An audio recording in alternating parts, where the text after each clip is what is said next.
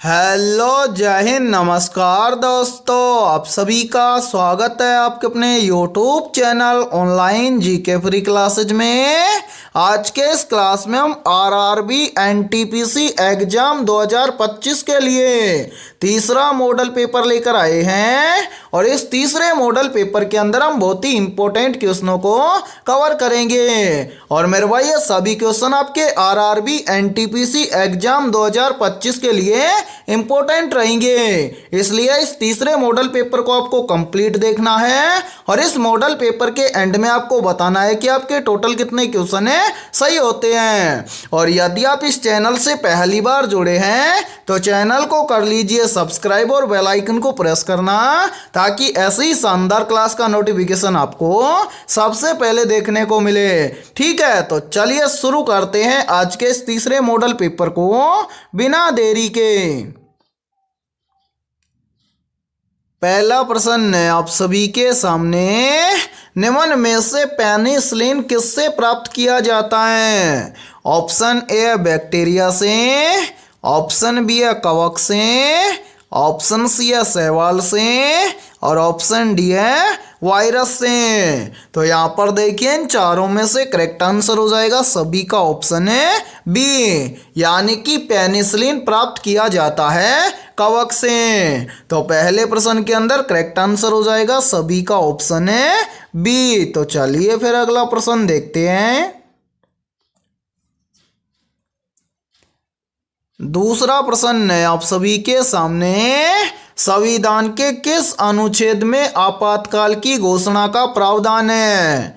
Option A अनुच्छेद 352 में, option B है अनुच्छेद 360 में, ऑप्शन सी है अनुच्छेद 356 में और ऑप्शन डी है अनुच्छेद 370 में। तो जल्दी से बताइए इन चारों में से करेक्ट आंसर है क्या होगा।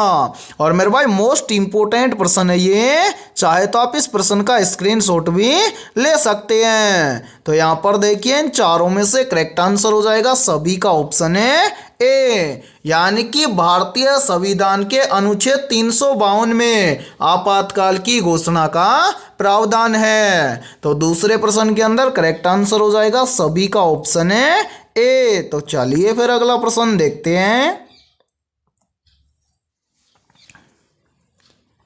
तीसरा प्रश्न है आप सभी के सामने, भारत में योजना आयोग की स्थापना कब हुई थी? ऑप्शन ए 1947 में, ऑप्शन बी है 1950 में, ऑप्शन सी है 1951 में और ऑप्शन डी है 1949 में। तो यहाँ पर देखिए इन चारों में से करेक्ट आंसर हो जाएगा सभी का ऑप्शन है बी, यानी कि भारत में योजना आयोग की स्थापना हुई थी वर्ष 1950 में। तो तीसरे प्रश्न के अंदर करेक्ट आंसर हो जाएगा सभी का ऑप्शन है बी। और मेरे भाई यहाँ पर देखिए आप सभी के लिए बहुत ही इंपॉर्टेंट सूचना है, यदि आप पहली बार के अंदर आरआरबी एनटीपीसी एग्जाम 2024-25 को पहली बार में क्रैक करना चाहते हैं तो हमने आपके आरआरबी एनटीपीसी एग्जाम 2025 के लिए GK, GS, mathematics, science, current affairs और रीजनिंग के लगभग 5000 प्लस मोस्ट इंपोर्टेंट क्वेश्चनों का पीडीएफ सेट तैयार किया है। यदि आप ये 5000 प्लस मोस्ट इंपोर्टेंट क्वेश्चनों का पीडीएफ सेट लेना चाहते हैं तो आप हमारे इस व्हाट्सएप नंबर पर कांटेक्ट करके ले सकते हैं। और मेरे भाई इस पीडीएफ सेट की प्राइस हमने रखी है मात्र और मात्र 45 रुपये, यानी कि 45 रुपये की फीस के अंदर आपको आरआरबी एनटीपीसी एग्जाम 2024-25 के लिए ऑल सब्जेक्ट के ऊपर टॉपिक वाइज लगभग 5000 प्लस मोस्ट इंपोर्टेंट क्वेश्चनों का पीडीएफ सेट दिया जाएगा। और मेरे भाई ये सभी क्वेश्चन है आपके आरआरबी एनटीपीसी एग्जाम 2025 के लिए रामबाण साबित होने वाले हैं। तो जल्दी से जाइए और इस व्हाट्सएप नंबर पर आप कांटेक्ट करके इस पीडीएफ सेट को ले लीजिए और एग्जाम से पहले अपनी तैयारी को मजबूत बना लीजिए। और इसी के साथ में हमारे इस यूट्यूब चैनल पर जितनी भी क्लासेज होंगी उन सभी क्लासों का फ्री पीडीएफ सेट आपको हमारे व्हाट्सएप ग्रुप के ऊपर मिल जाएगा। ठीक है, तो चलिए फिर अगला प्रश्न देखते हैं।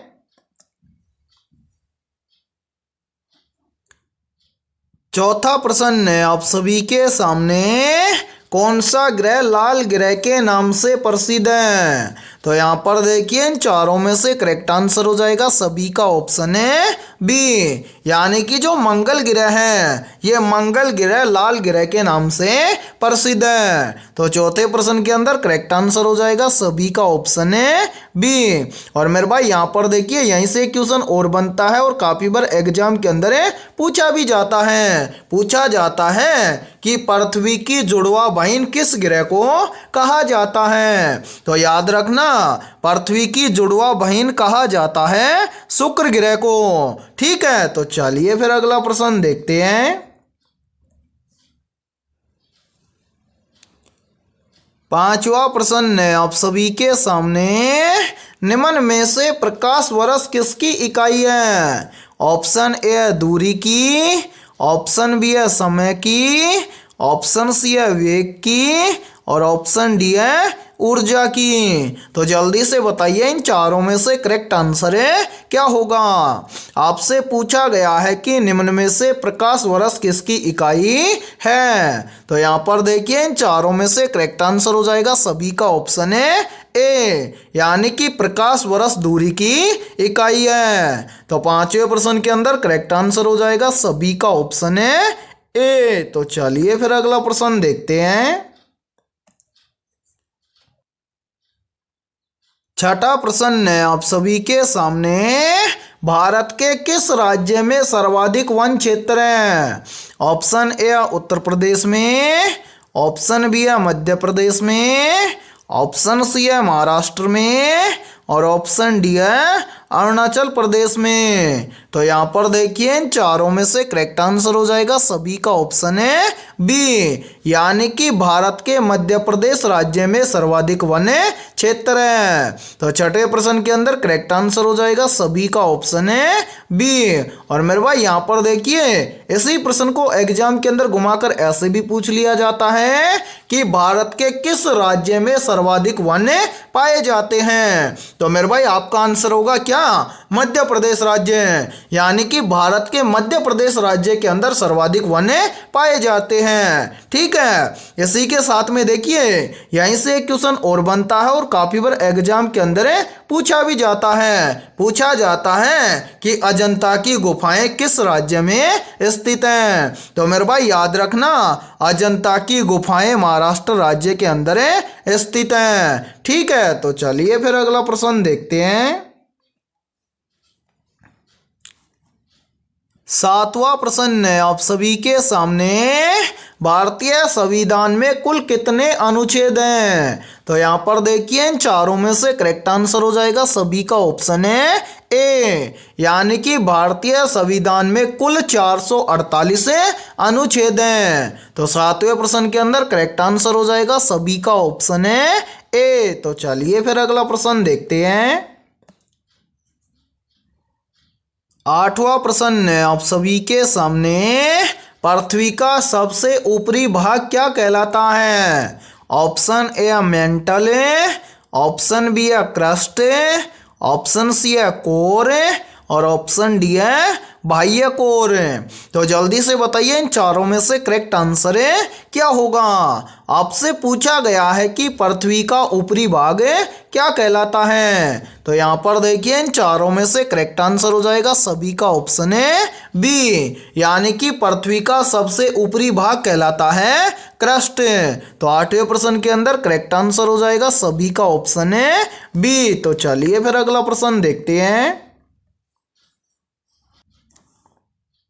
नौवां प्रश्न है आप सभी के सामने, भारत में पहली रेलगाड़ी कब चली थी? ऑप्शन ए 1848 में, ऑप्शन बी है 1853 में, ऑप्शन सी है 1869 में और ऑप्शन डी है 1871 में। तो यहाँ पर देखिए इन चारों में से करेक्ट आंसर हो जाएगा सभी का ऑप्शन है बी, यानी कि भारत में पहली रेलगाड़ी चली थी 1853 में। तो नौवें प्रश्न के अंदर करेक्ट आंसर हो जाएगा सभी का ऑप्शन है बी। और मेरे भाई यहाँ पर देखिए यदि ये क्लास आपको पसंद आ रही है तो जल्दी से एक बार इस क्लास को लाइक कर दीजिए और यदि आप इस चैनल से पहली बार जुड़े हैं तो चैनल को कर लीजिए सब्सक्राइब और बेल आइकन को प्रेस करना, ताकि ऐसी शानदार क्लास का नोटिफिकेशन आपको सबसे पहले देखने को मिले। और आपके जितने भी दोस्त हैं आरआरबी एनटीपीसी एग्जाम 2025 की तैयारी कर रहे हैं तो उनके पास भी इस क्लास को ज़्यादा से ज़्यादा शेयर करें। ठीक है, तो चलिए फिर अगला प्रश्न देखते हैं। 10वां प्रश्न है आप सभी के सामने, पत्तियों का हरा रंग किसके कारण होता है? ऑप्शन ए है कैरोटीन के कारण है, ऑप्शन बी है क्लोरोफिल के कारण है, ऑप्शन सी है ज़ैंथोफिल के कारण है और ऑप्शन डी है एंथोसाइनिन के कारण है। तो यहाँ पर देखिए इन चारों में से करेक्ट आंसर हो जाएगा सभी का ऑप्शन है बी, यानी कि पत्तियों का हरा रंग होता है क्लोरोफिल के कारण है। तो 10वें प्रश्न के अंदर करेक्ट आंसर हो जाएगा सभी का ऑप्शन है बी। तो चलिए फिर अगला प्रश्न देखते हैं। 11वां प्रश्न है आप सभी के सामने, किस मुगल शासक ने जजिया कर हटाया था? ऑप्शन ए बाबर ने, ऑप्शन बी है अकबर ने, ऑप्शन सी है औरंगजेब ने और ऑप्शन डी है शाहजहां ने। तो यहाँ पर देखिए इन चारों में से करेक्ट आंसर हो जाएगा सभी का ऑप्शन है बी, यानी कि अकबर ने जजिया कर हटाया था। तो 11वें प्रश्न के अंदर करेक्ट आंसर हो जाएगा सभी का ऑप्शन है बी। और मेरे भाई यहाँ पर देखिए यहीं से एक क्वेश्चन और बनता है और काफी बार एग्जाम के अंदर पूछा भी जाता है। पूछा जाता है कि बुलंद दरवाजे का निर्माण किस शासक ने करवाया था? तो मेरे भाई याद रखना बुलंद दरवाजे का निर्माण भी करवाया था अकबर ने। ठीक है, तो चलिए फिर अगला प्रश्न देखते हैं। 12वां प्रश्न है आप सभी के सामने, भारतीय राष्ट्रीय कांग्रेस की स्थापना कब हुई थी? तो यहाँ पर देखिए इन चारों में से करेक्ट आंसर हो जाएगा सभी का ऑप्शन है बी, यानी कि भारतीय राष्ट्रीय कांग्रेस की स्थापना हुई थी 1885 में। तो 12वें प्रश्न के अंदर करेक्ट आंसर हो जाएगा सभी का ऑप्शन है बी। और इसी के साथ में देखिए यहीं से एक क्वेश्चन और बनता है और काफी बार एग्जाम के अंदर पूछा भी जाता है। पूछा जाता है कि बंगाल का विभाजन कब हुआ था? तो मेरे भाई याद रखना बंगाल का विभाजन हुआ था वर्ष 1905 में। इसी के साथ में देखिए यहीं से एक क्वेश्चन और बनता है और ये प्रश्न भी काफी बार एग्जाम के अंदर पूछा जाता है। पूछा जाता है कि जलियांवाला बाग हत्याकांड कब हुआ था? तो मेरे भाई याद रखना जलियांवाला बाग हत्याकांड हुआ था 13 अप्रैल 1919 में। ठीक है, इस प्रश्न को भी आप याद रखना, बहुत ही इंपॉर्टेंट प्रश्न है। काफी बार एग्जाम के अंदर पूछ लिया जाता है कि ये जलियांवाला बाग हत्याकांड कहाँ पर हुआ था? तो मेरे भाई याद रखना जो ये जलियांवाला बाग हत्याकांड 13 अप्रैल 1919 के अंदर हुआ था, ये हुआ था अमृतसर के अंदर। ठीक है, इसी के साथ में देखिए यहीं से एक क्वेश्चन और बनता है और ये प्रश्न भी बार बार एग्जाम के अंदर रिपीट होता है। पूछा जाता है कि रोलैक्ट एक्ट कानून कब पारित हुआ था? तो मेरे भाई याद रखना रोलैक्ट एक्ट कानून पारित हुआ था वर्ष 1919 के अंदर। ठीक है, और 12वें प्रश्न के अंदर करेक्ट आंसर हो जाएगा सभी का ऑप्शन है बी। तो चलिए फिर अगला प्रश्न देखते हैं। 13वां प्रश्न है आप सभी के सामने, जल में ऑक्सीजन के घुलने की क्षमता किस पर निर्भर करती है? ऑप्शन ए जल के तापमान पर है, ऑप्शन बी है जल की गहराई पर है, ऑप्शन सी है जल की सतह पर है और ऑप्शन डी है इनमें से कोई नहीं। तो यहाँ पर देखिए इन चारों में से करेक्ट आंसर हो जाएगा सभी का ऑप्शन है ए, यानी कि जल में ऑक्सीजन के घुलने की क्षमता जल के तापमान पर निर्भर करती है। तो 13वें प्रश्न के अंदर करेक्ट आंसर हो जाएगा सभी का ऑप्शन है ए। तो चलिए फिर अगला प्रश्न देखते हैं। 14वां प्रश्न है आप सभी के सामने, 1857 की क्रांति का नेतृत्व दिल्ली में किसने किया था? ऑप्शन ए बहादुर शाह जफर ने, ऑप्शन बी है नाना साहेब ने, ऑप्शन सी है तात्या टोपे ने और ऑप्शन डी है झांसी की रानी ने। तो जल्दी से बताइए इन चारों में से करेक्ट आंसर है क्या होगा। आपसे पूछा गया है कि 1857 की क्रांति का नेतृत्व दिल्ली में किसने किया था। तो यहाँ पर देखिए इन चारों में से करेक्ट आंसर हो जाएगा सभी का ऑप्शन है ए, यानी कि 1857 की क्रांति का नेतृत्व दिल्ली में किया था बहादुर शाह जफर ने। तो 14वें प्रश्न के अंदर करेक्ट आंसर हो जाएगा सभी का ऑप्शन है ए। तो चलिए फिर अगला प्रश्न देखते हैं। 15वां प्रश्न है आप सभी के सामने, रक्त समूह की खोज किसने की थी।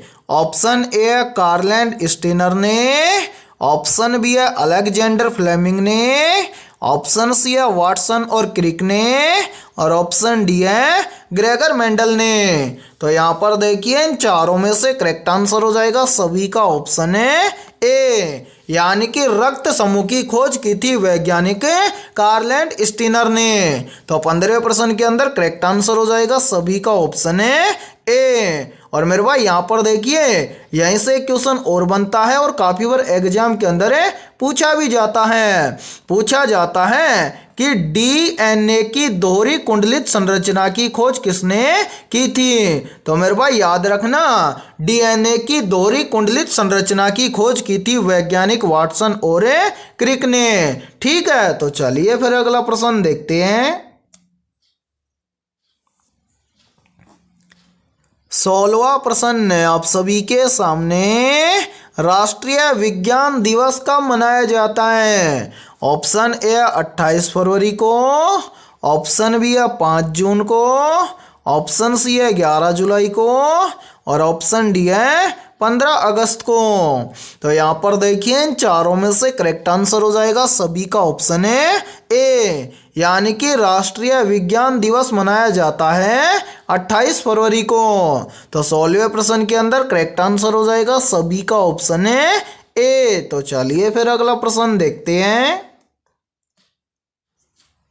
17वां प्रश्न है आप सभी के सामने, मनुष्य की त्वचा का रंग किसके कारण निर्धारित होता है। तो यहाँ पर देखिए इन चारों में से करेक्ट आंसर हो जाएगा सभी का ऑप्शन है सी, यानी कि मनुष्य की त्वचा का रंग मेलेनिन के कारण निर्धारित होता है। तो 17वें प्रश्न के अंदर करेक्ट आंसर हो जाएगा सभी का ऑप्शन है सी। तो चलिए फिर अगला प्रश्न देखते हैं।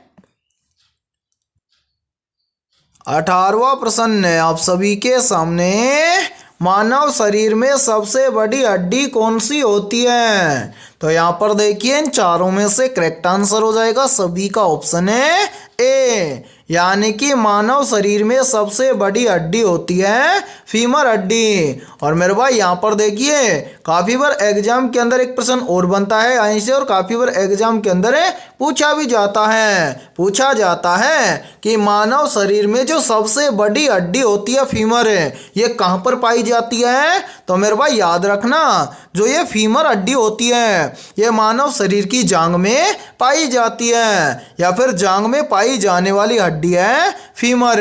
ठीक है, इसी के साथ में देखिए यहीं से क्वेश्चन और बनता है और काफी बार एग्जाम के अंदर पूछा भी जाता है। पूछा जाता है कि मानव शरीर की सबसे छोटी हड्डी कौन सी होती है। तो मेरे भाई याद रखना मानव शरीर की सबसे छोटी हड्डी होती है स्टेपीज। अब मेरे भाई याद रखना जो ये स्टेपीज हड्डी है ये कहाँ पर पाई जाती है। तो ये पाई जाती है कान में और ये मनुष्य के शरीर की सबसे छोटी हड्डी है। ठीक है, तो 18वें प्रश्न के अंदर करेक्ट आंसर हो जाएगा सभी का ऑप्शन है ए। और यहाँ पर देखिए आप सभी के लिए बहुत ही इंपॉर्टेंट सूचना है, यदि आप पहली बार के अंदर रेलवे एनटीपीसी एग्जाम 2025 को क्रैक करना चाहते हैं तो हमने आपके रेलवे एनटीपीसी एग्जाम 2024-25 के लिए ऑल सब्जेक्ट के ऊपर टॉपिक वाइज लगभग 5000 प्लस मोस्ट इंपोर्टेंट क्वेश्चनों का पीडीएफ सेट तैयार किया है। यदि आप ये 5000 प्लस मोस्ट इंपोर्टेंट क्वेश्चनों क्वेश्चनों का पीडीएफ सेट लेना चाहते हैं तो आप हमारे इस व्हाट्सएप नंबर पर कांटेक्ट करके ले सकते हैं। व्हाट्सएप नंबर है 7374826893। ये हमारा व्हाट्सएप नंबर है। इस व्हाट्सएप नंबर पर आप कांटेक्ट करके इस पीडीएफ सेट को ले सकते हैं। और मेरे भाई इस पीडीएफ सेट की प्राइस हमने रखी है मात्र और मात्र 45 रुपये, यानी कि 45 रुपये की फीस के अंदर आपको एनटीपीसी एग्जाम 2025 के लिए ऑल सब्जेक्ट के ऊपर टॉपिक वाइज लगभग 5000 प्लस मोस्ट इंपोर्टेंट क्वेश्चनों का पीडीएफ सेट दिया जाएगा। और मेरे भाई ये सभी क्वेश्चन आपके एग्जाम के लिए रामबाण साबित होने वाले हैं। तो जल्दी से जाइए और इस व्हाट्सएप नंबर पर आप कांटेक्ट करके इस पीडीएफ सेट को ले लीजिए और एग्जाम से पहले अपने तैयारी को मजबूत बना लीजिए। ठीक है, तो चलिए फिर अगला प्रश्न देखते हैं। 21वां प्रश्न है आप सभी के सामने।